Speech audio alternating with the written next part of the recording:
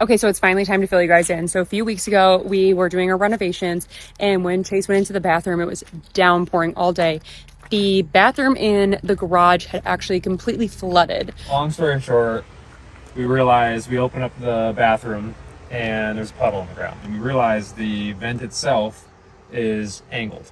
And because of that, when the water hits, it's catching this little lip here, and then it's running into it.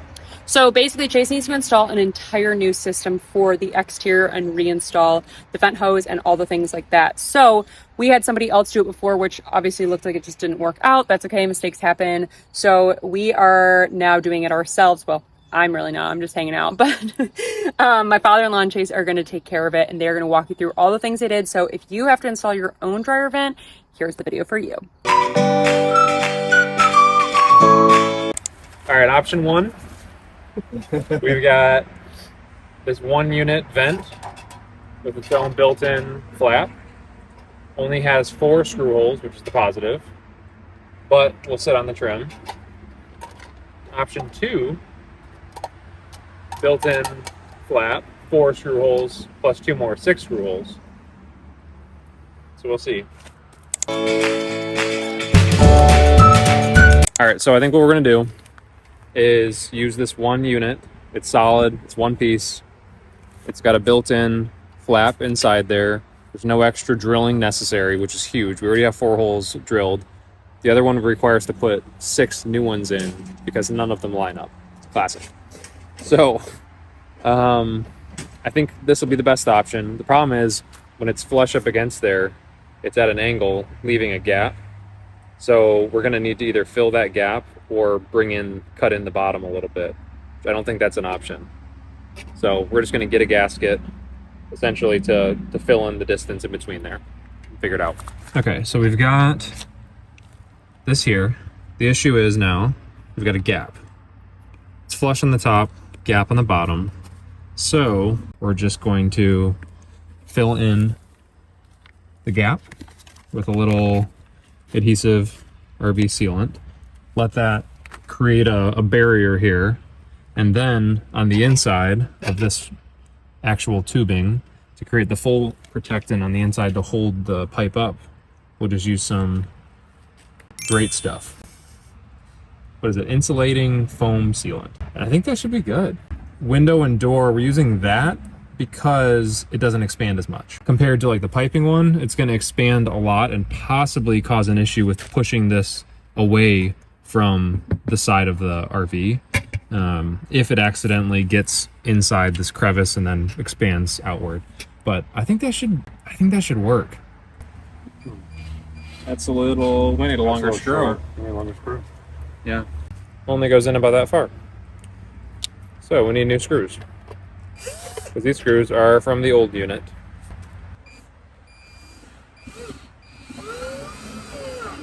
That'll work. Okay. Yeah. All right. Let's get those other ones on.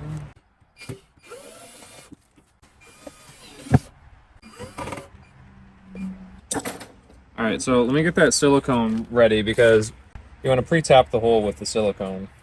You need to pick it up and put it. Oh, I'm going to take it off. Oh, okay. I just want to see if that worked. We'll just pop a little in each hole. Okay, sure. Yeah. Just a titch. Just a titch.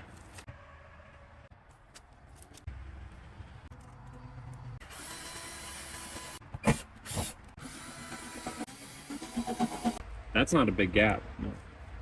We can fill that. Absolutely.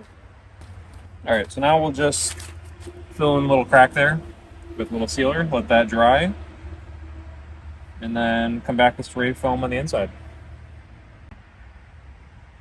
No, actually it's silicone. Oh, that's good silicone. This is just stylish. But the trim is actually. So now we got that whole edge. That's good. It's got that rubber all the way on the bottom. This is solid too. There you go. Woo, I worked so hard. It looks good and it's silver. And it's a vent hose and it was drilled in. You like the silver? Yeah. And once we attach the hose on, yeah, link in bio. We're gonna attach the hose on the inside, right? and then the hose is within that hole, right? Yeah. So then you're going to put this around the hose inside the hole, so there's no Okay. gap around it. Oh, it's like a filler. It's a filler. That's Okay. the I way mean, to it's put it. just Yeah. something. It didn't even go through the floor. You never know. See that. All right, so what we're going to do now, which I think we may have already messed up.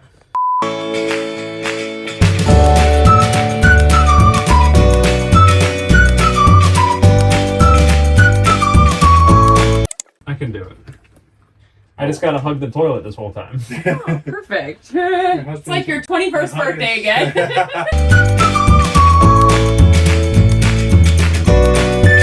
Okay, I hate to do this, but this is the best way to do it. So we'll take this off, pull the pipe through, attach the pipe.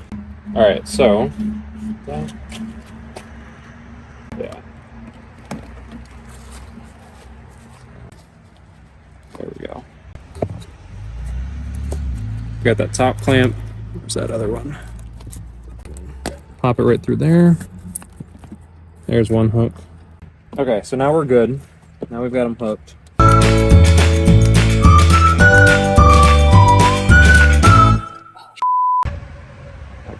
There it is right there. Perfect, done.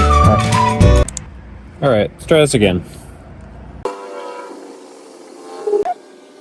It's pretty good. I'm sure I'm doing something wrong. All right, so we have that vent on now. So the vent's on, hose is through, we ran it, it's good. Redid it, took a couple times. I think this time is better though. It's better that even though it was annoying, rip it off, do it right. So at least we're fully connected, won't have any issues down the road. So basically what we did, long story short, was make sure that the hose is attached to the clips on the vent instead of a clamp this time.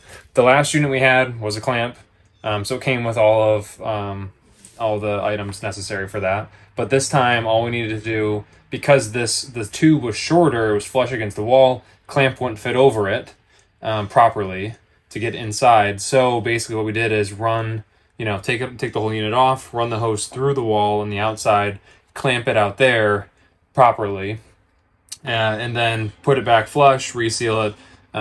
Needless to say, silicone made that gasket really slippery and slick. Super difficult to do the second time around. So do it right the first time. Don't do like we did.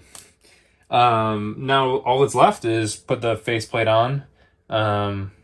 This one's busted on the bottom, so I didn't have to put it on at first. I can just kind of slide it around the end, pop a couple of screws in, and we're done. Don't mind me. Got 3 screws there. Let's put the faceplate over. We got 1. We got 2. That hole is above. Let's paint it. Shh. Don't tell Jacqueline. Alright, and that's it. Project done. Got outside vent redone, hose running through the temporary wall into this chaotic washer dryer combo right now. That's it. We're all done. Thanks for watching. Until next time. Let's hit the road, Jack.